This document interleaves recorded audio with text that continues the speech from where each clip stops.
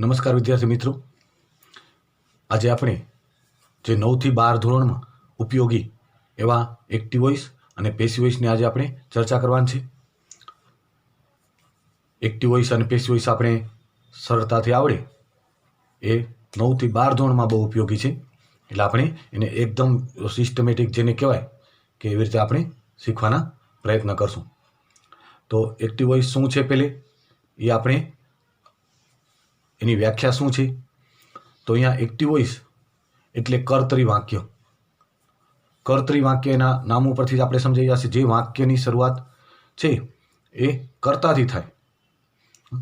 જો અહીંયા active voice એટલે કર્તરી વાક્ય રચના.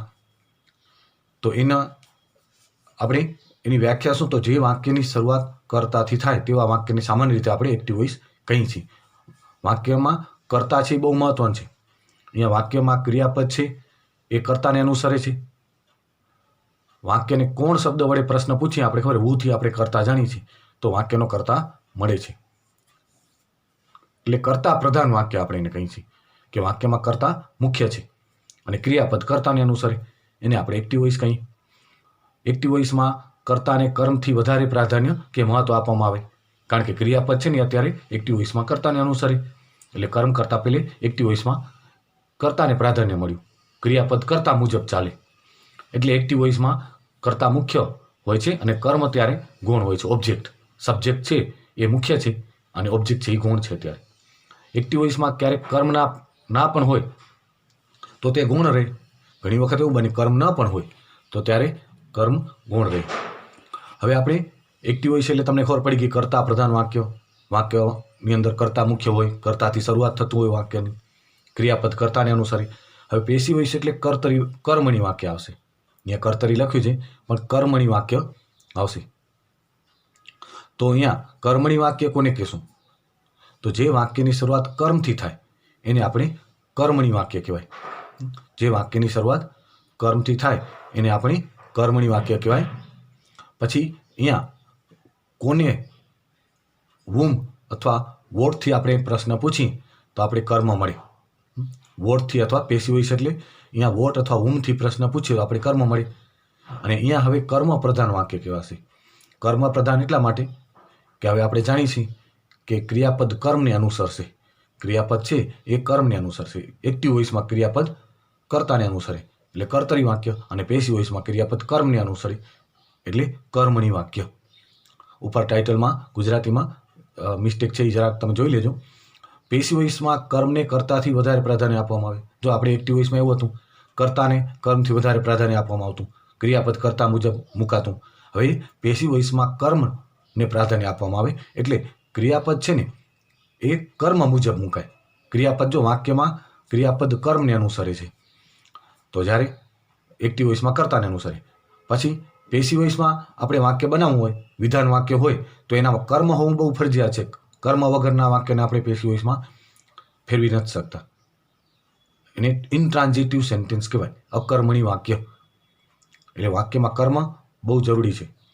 પેસિવ વોઇસમાં ક્યારેક કર્તા ના પણ હોય તો તે ગૌણ હોય છે, અધ્યાર કહેવાય કર્તા. પેસિવ વોઇસમાં ઘણી વાર એવું બને ઇંગ્લિશ ઇઝ સ્પોકન એવરીવેર. આપણે એમ કહ્યું ઇંગ્લિશ દરેક જગ્યાએ બોલાય છે, બાય ધ પીપલની જરૂર નથી, બાય અસની જરૂર નથી. કર્તા ઘણીવાર ગૌણ પણ હોય છે. માય બેગ વોઝ સ્ટોલન, મારી બેગ છે ચોરાઈ ગઈ. હવે કોના દ્વારા ચોરાણી આપણે ખબર નથી તો અહીંયા ઘણી વખત કર્તા અધ્યાર પણ હોઈ શકે.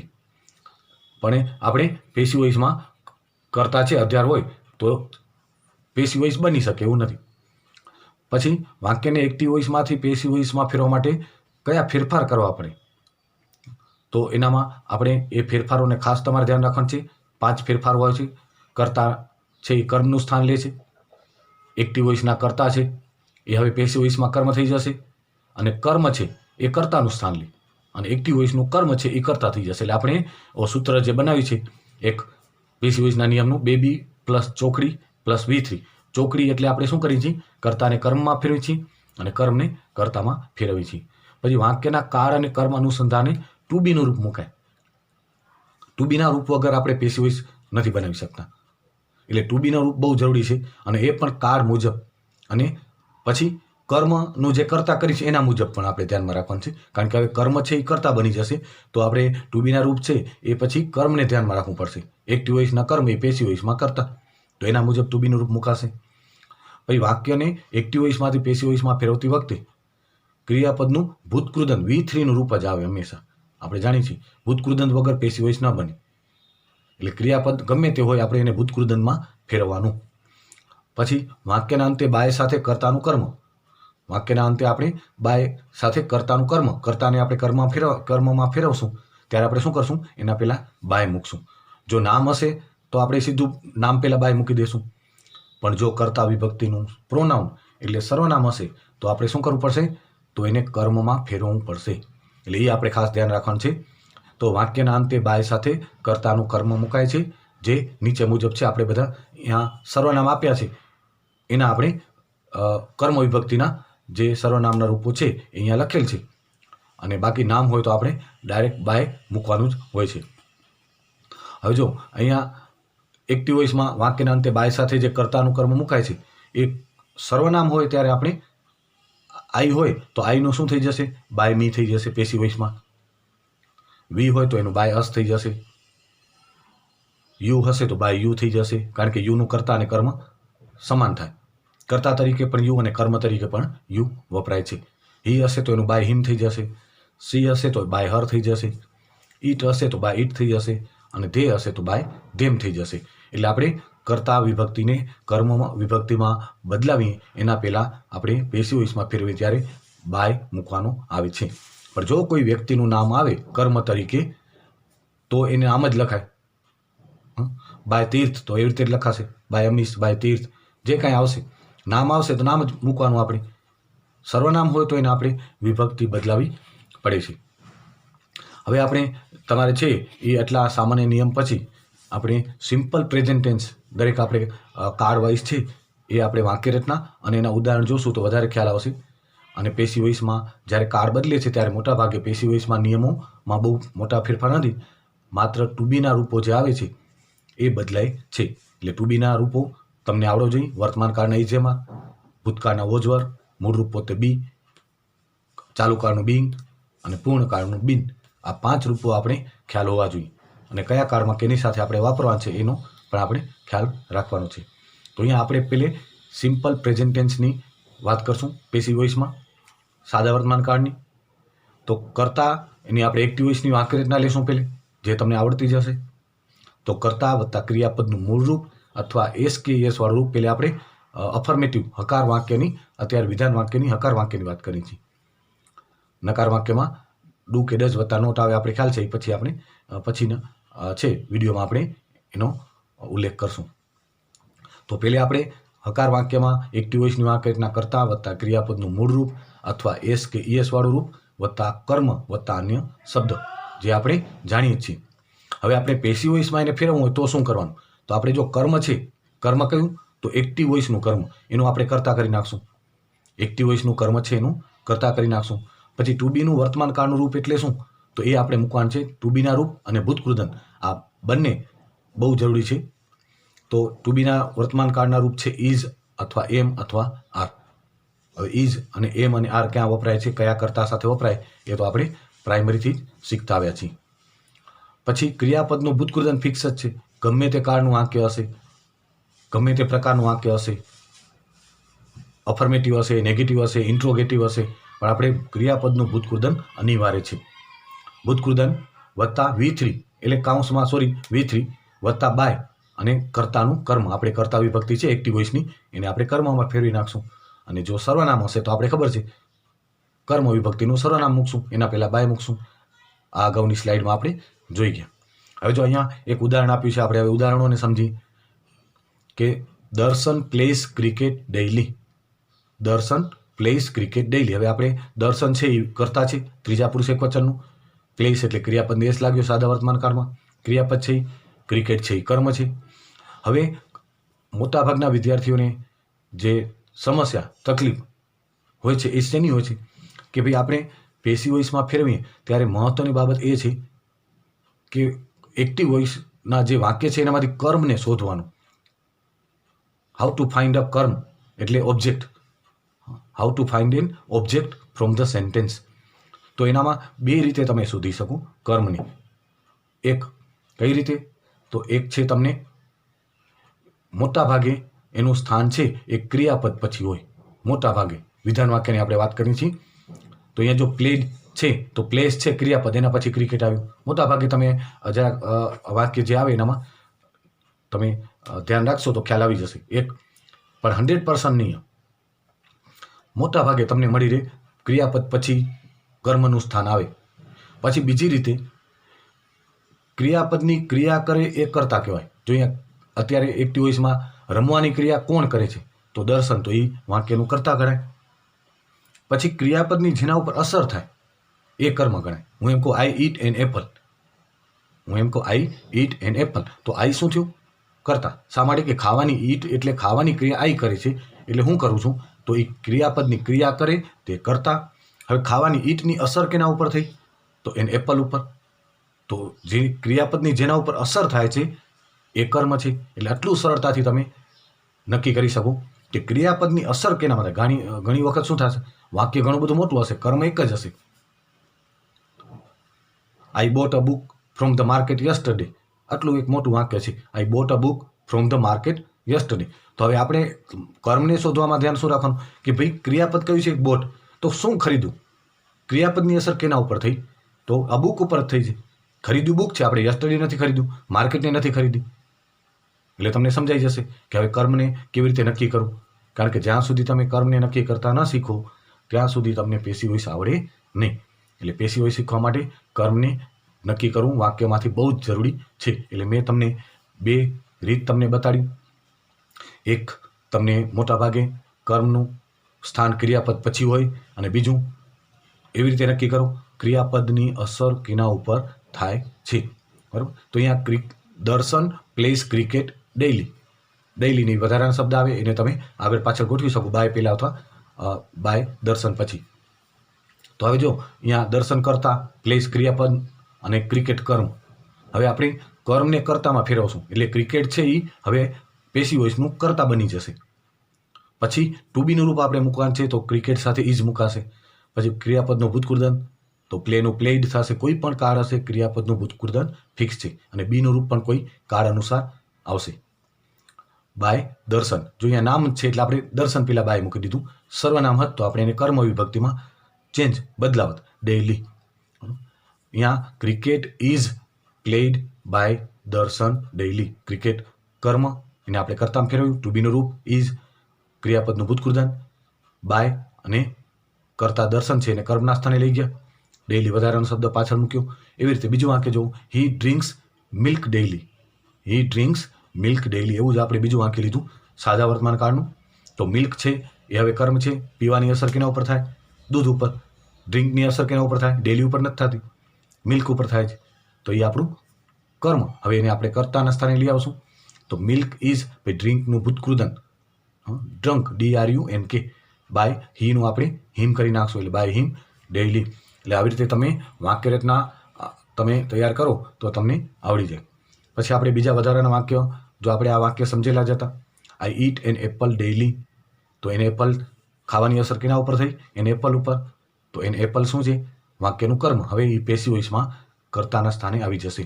પછી આપણે ખબર છે સાદા વર્તમાન કાળમાં ટુ બીના વર્તમાન કાળના રૂપ એટલે ઇઝ, એમ અથવા આરમાંથી કોઈ એક મૂકવાનું છે. એપલ ત્રીજો પુરુષ એકવચન છે એટલે આપણે ઇઝનો ઉપયોગ કરશું.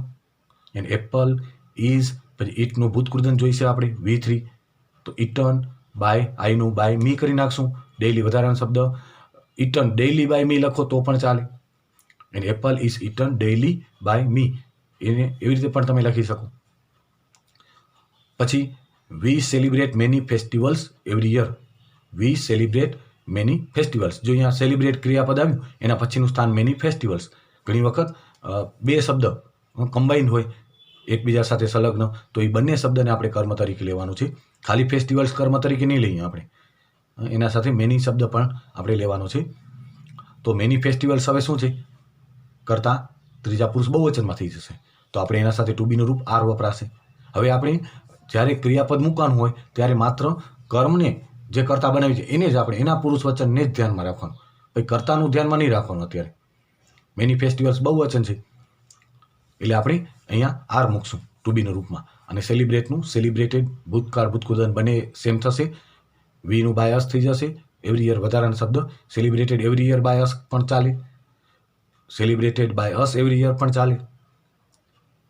હવે તમને બરોબર સમજાતું હશે ટુ બીનું રૂપ કઈ રીતે આપણે મૂકીએ છીએ, કર્તાને કર્મ કઈ રીતે, કર્મને કર્તા કઈ રીતે, કર્મને કઈ રીતે નક્કી કરીએ છીએ વાક્યમાં. પછી you read English every Sunday. You છે એ કર્તા છે અને ઇંગ્લિશ જો વાંચવાની અસર કેના ઉપર થાય, ઇંગ્લિશ. તો હવે ઇંગ્લિશ આપણું કર્મ થઈ ગયું. તો English is read by you every Sunday. English કર્મ એને આપણે કર્તામાં બનાવ્યું. હવે ટુ બીના રૂપ તરીકે આપણે ઇઝ લીધું અને રીડનું ઉચ્ચારણ માત્ર બદલશે, રેડ થશે ભૂતકાળ ભૂતકૃદનમાં. અને યુનું બાય યુ, કારણ કે યુ કર્તા વિભક્તિ તરીકે યુ જ આવે અને કર્મ તરીકે પણ યુ વપરાય. અને એવરી સન્ડે વધારાના શબ્દ આપણે આગળ પાછળ એવી રીતે ગોઠવી શકીએ. પછી હી સિંગ્સ અ સોંગ ડેઇલી. તો અ સોંગ છે એ હવે કર્મને આપણે કરતા બનાવ્યું, ટુ બીનું રૂપ ઇઝ લીધું. સિંગનું ભૂતકૃદન તો આપણે ફિક્સ જ છે, ટુ બીનું રૂપ પણ ફિક્સ છે, પણ એ આપણે કર્મનું જે કરતા બનાવી એના પુરુષ વચનને આપણે ધ્યાનમાં રાખવાનું. બાય હિમ, હવે તમને ખબર પડી ગઈ હશે બાય હિમ કેમ થયું. હીનું આપણે બાય હિમ કર્યું. Every evening. A story is told, ટેલ્સનો આપણે અહીંયા છે, અહીંયા a song is sung by him daily. એવી રીતે she tells a story every evening. તો આ સ્ટોરી કર્મ એને આપણે કર્તાના સ્થાને લીધું. ટુ બીનું રૂપ ઇઝ, ટેલનું ભૂતકૃદન અથવા ભૂતકાળ બંને ટોલ્ડ થશે. બાય હર આપણે લીધું શા માટે, તો સીનું બાય હર થઈ જશે. કર્તા વિભક્તિ સી, એનું કર્મ વિભક્તિ હર થાય. ને એવરી ઇવનિંગ એ વધારાના શબ્દ. તો આવી રીતે તમને છે એ સાદા વર્તમાન કાળમાં પેશી વોઇસમાં તમને ખ્યાલ આવતો હશે. હવે આપણે એના વધારાના જે વાક્ય લીધા છે અહીંયા પ્રેક્ટિસ માટે એ પણ તમને ખ્યાલ આવી જશે. હવે ધ ક્લાર્ક કલેક્ટ્સ બિલ્સ. તો અહીંયા બિલ્સ છે શું છે, એ બહુવચન છે અને ધ ક્લાર્ક છે ત્રીજો પુરુષ એક વચન છે. પણ હવે આપણા માટે મહત્વનું શું છે, કર્મ જે છે એના પુરુષ વચન મહત્વના છે. તો આપણે બિલ્સ છે તો બિલ્સ સાથે આપણે ટુ બીનું રૂપ આર વપરાશે. તો bills are collected by the clerk. આ વિદ્યાર્થી મિત્ર તમારે જાતે પ્રેક્ટિસ માટે હોય છે કે તમને ખ્યાલ આવે કે તમને હવે આવડ્યા કે નહીં. ધ કંડક્ટર, તમે એને સ્ટોપ કરીને બધા વાક્ય જાતે બનાવી પછીની સ્લાઇડમાં એના જવાબ ચેક કરી શકો.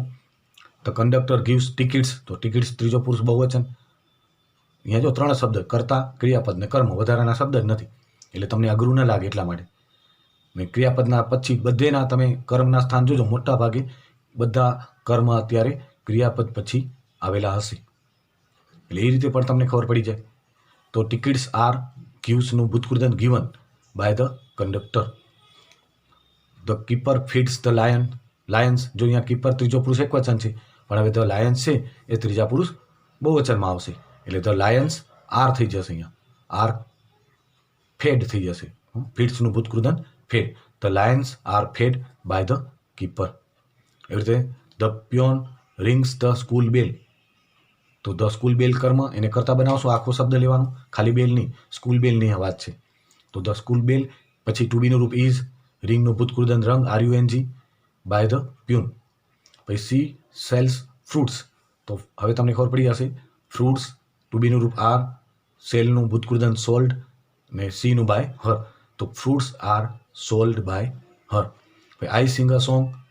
તો આ સોંગ ઇઝ, સિંગનું ભૂતકૃદન SUNG સંગ અને આઈનું બાય મી. તો આ સોંગ ઇઝ સંગ બાય મી.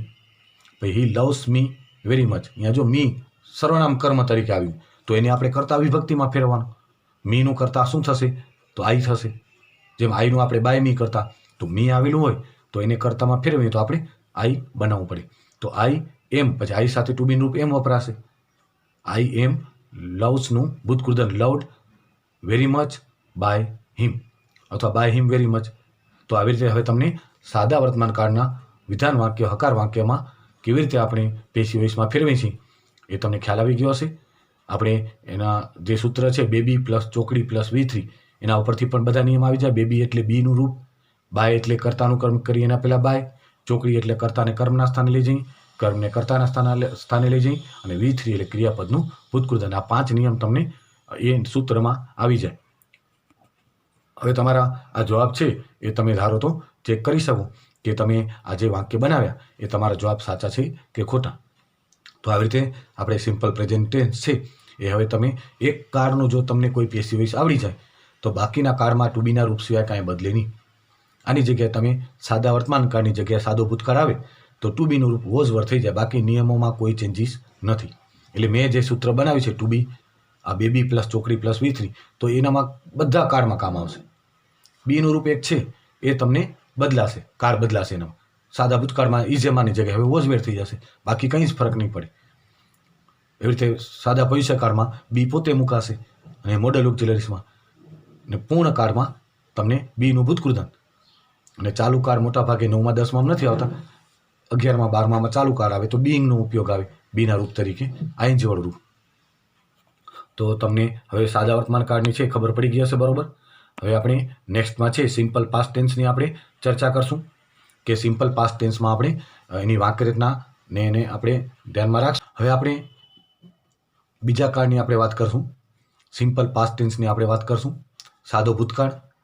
હવે તમે સાદા વર્તમાન કાળને જો બરોબર સમજી લીધો હોય પેસિવ વોઇસમાં તો તમને કોઈ પણ કાળનું પેસિવ વોઇસ બહુ જ સરળતાથી આવડે.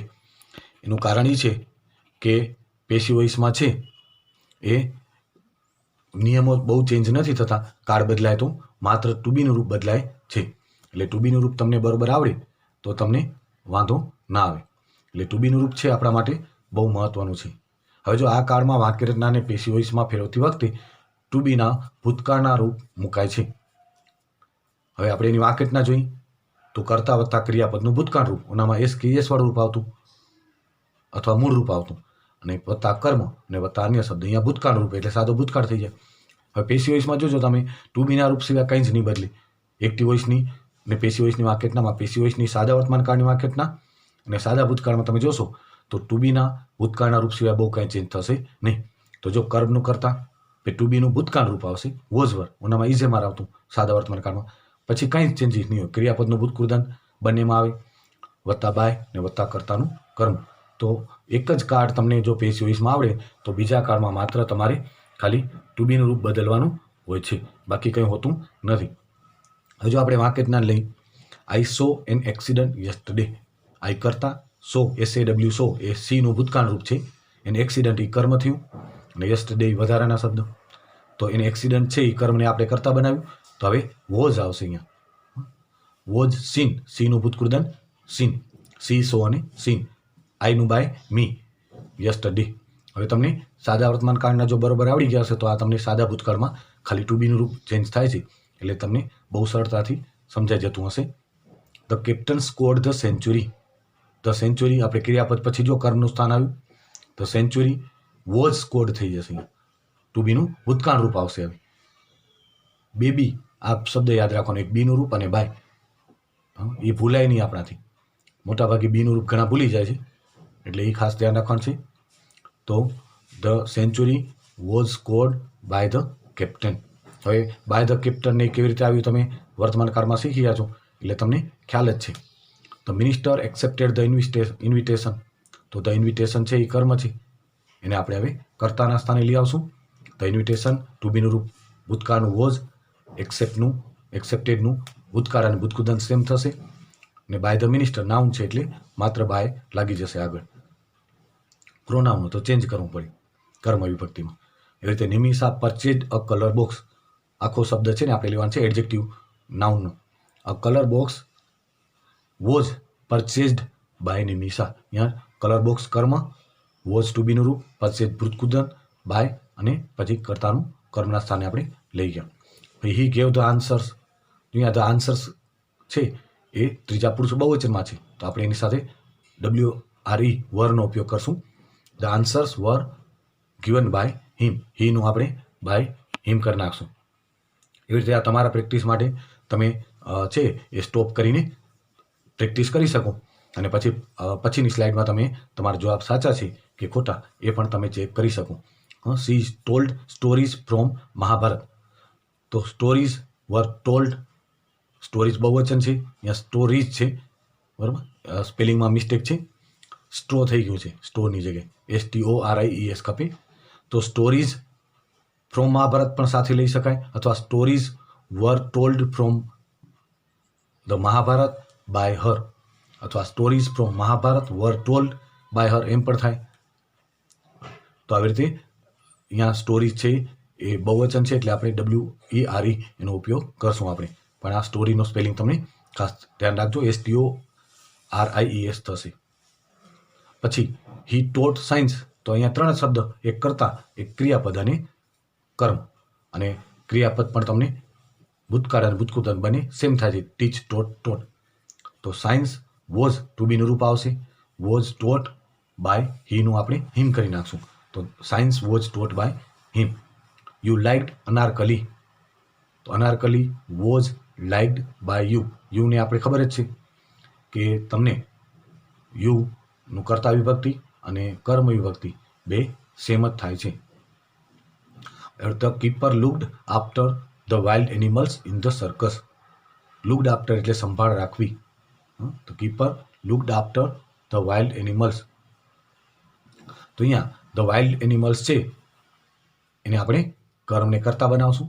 The wild animals are looked after in the circus by the keeper.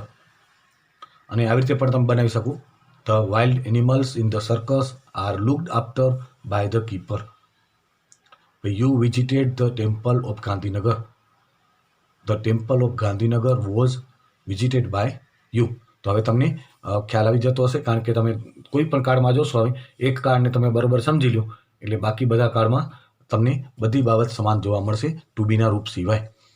આ તમારા જવાબ પણ તમે ચેક કરી શકશો કે આપણે બધા જવાબ તમને સમજાવ્યા છે, એટલે આપણે તમને ખ્યાલ આવી ગયો હશે કે આપણે કઈ રીતે બનાવ્યું છે. હવે આપણે આગળમાં છે એ ત્રીજો સિમ્પલ જે ટેન્સ છે એ સિમ્પલ ફ્યુચર ટેન્સની વાત કરશું. અને સિમ્પલ ફ્યુચર ટેન્સ અને મોડલ ઓક્ઝિલરીઝ એ બંનેની માર્કેટના મોટા ભાગે સેમ જ થાય, પણ છતાંય આપણે પહેલે 3 સાદા કાર્ડની વાત કરશું, પછી મોડલ ઓક્ઝિલરી સાથે પૂર્ણ કાર્ડ. 2 ભાગમાં આપણે પેસિવ વોઇસને હકાર વાક્ય એટલે અફર્મેટિવ સેન્ટેન્સને 2 ભાગમાં અને નેગેટિવ સેન્ટેન્સને 2 ભાગમાં એમાં આપણે વહેંચેલા છે. તો સિમ્પલ ફ્યુચર ટેન્સ એટલે સાદો ભવિષ્યકાળ, એના સહાયકારક ક્રિયાપદ વિલ કે સેલ જ આવે છે સાથે, એટલે બીનું રૂપ મૂળ રૂપ બી પોતે જ મુકાય છે. સિમ્પલ ફ્યુચર ટેન્સ સાદો ભવિષ્યકાળ. આ કાળની વાક્યરચનાને પેસિવ વોઇસમાં ફેરવતી વખતે ટુ બીના રૂપનું આપણે બી પોતે જ વપરાય છે, ટુ બીના રૂપમાં બી પોતે જ વપરાય છે મૂળ રૂપ એનું. એક્ટિવ વોઇસની વાક્યરચના આપણે જાણીએ છીએ બધા, કર્તા વત્તા સેલ અથવા વિલ વત્તા ક્રિયાપદનું મૂળ રૂપ વત્તા કર્મ વત્તા અન્ય શબ્દ. હવે મોટાભાગે આપણે આઈ અને વી સાથે સેલ વાપરીએ છીએ, અને બાકીના કર્તા સાથે વિલનો ઉપયોગ કરીએ છીએ. અને આઈ ને વી સાથે વિલ તો વાપરવું તો પણ ખોટું ન પડે.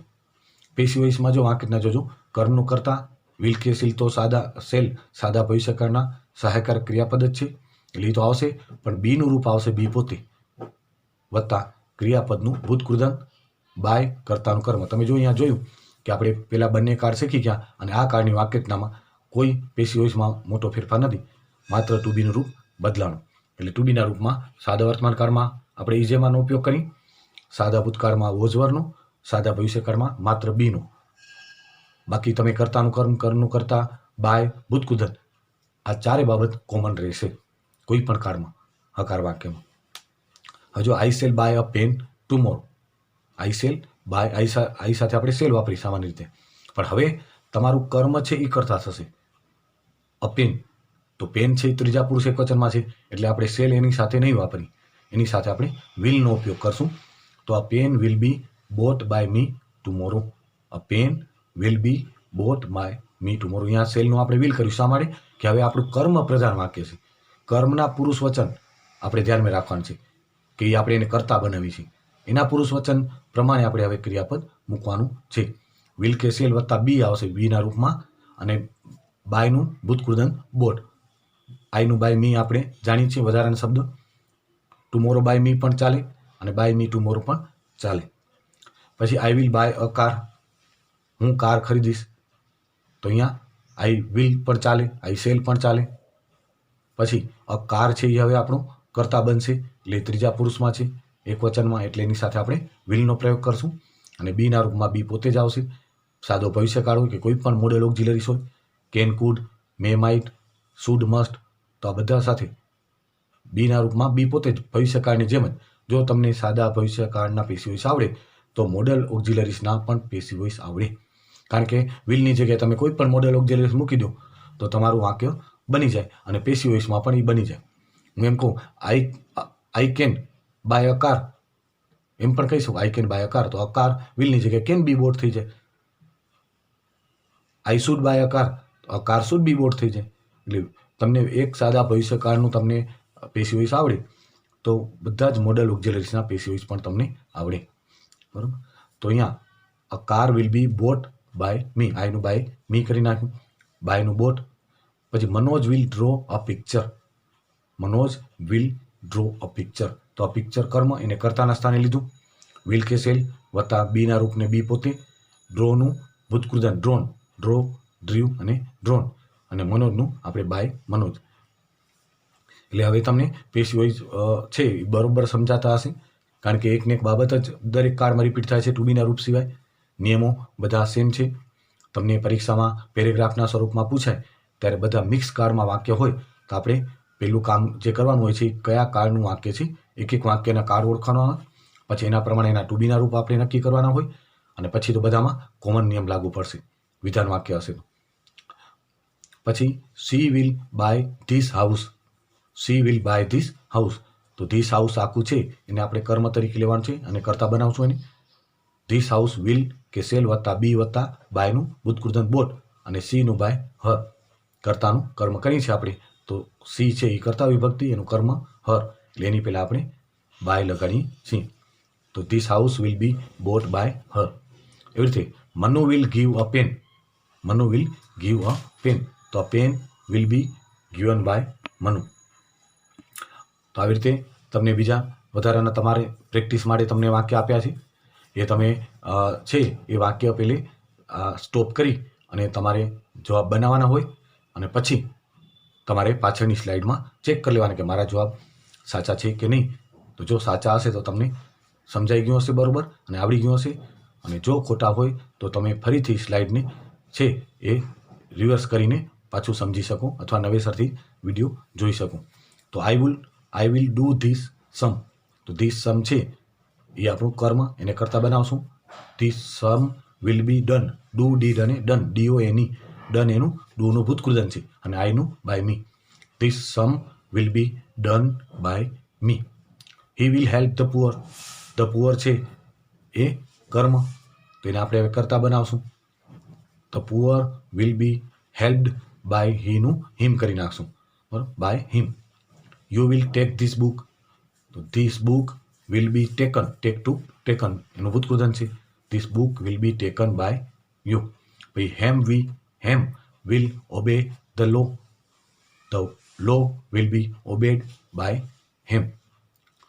Shreya will play carrom will be played by Shreya.